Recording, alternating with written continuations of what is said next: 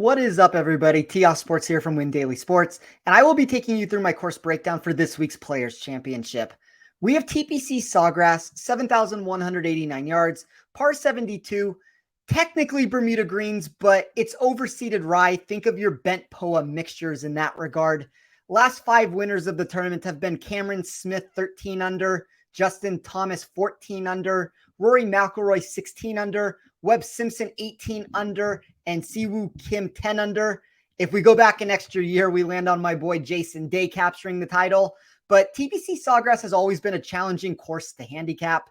You don't have to look any further than the erratic course history of every golfer in this field to realize the volatility is heightened at the venue.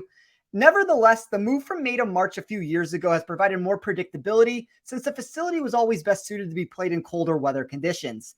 The summer temperature in May gave us a Bermuda surface that was still dormant but playable from the winter and created this fiery test that made stopping your irons on these smaller than average greens nearly impossible.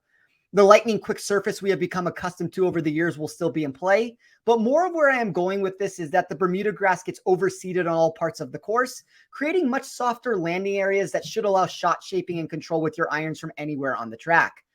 We could make an argument that maybe distance gets a slight bump since there won't be as many rollouts that players receive off the tee, but it's one of those situations where Pete Dye forces so many forced layups that I still believe it takes a nice mixture of total driving to find success.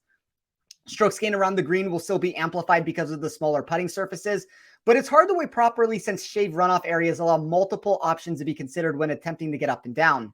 There are 17 water hazards and 88 bunkers that are put into place to cause havoc. And while the rough is anything but penal, the Pete Dye nature that I alluded to a second ago will cause a handful of forced layups for the field. Golfers that can be creative, salvage par, avoid critical mistakes, and control their irons are going to be the ones that will be most equipped to find success at this grueling test. Before I let everyone get out of here, some of the big upside climbers for me inside my model were Patrick Cantlay. He jumped all the way to the top when I ran this from a GPP perspective from Win Equity. Jason Day, Siwoo Kim, those were 2 more golfers that my model liked. And then a name that I just don't think ever gets enough recognition in this space from an overall production standpoint would be Sungjae Im. I think anytime you give him one of these quick tests that will enhance his short game prowess, that's always a reason that why he jumps to the top of the leaderboard in some of these tournaments. If you would like more answers like that, we hope you consider signing up for our Win Daily membership for as little as $5.99 a week.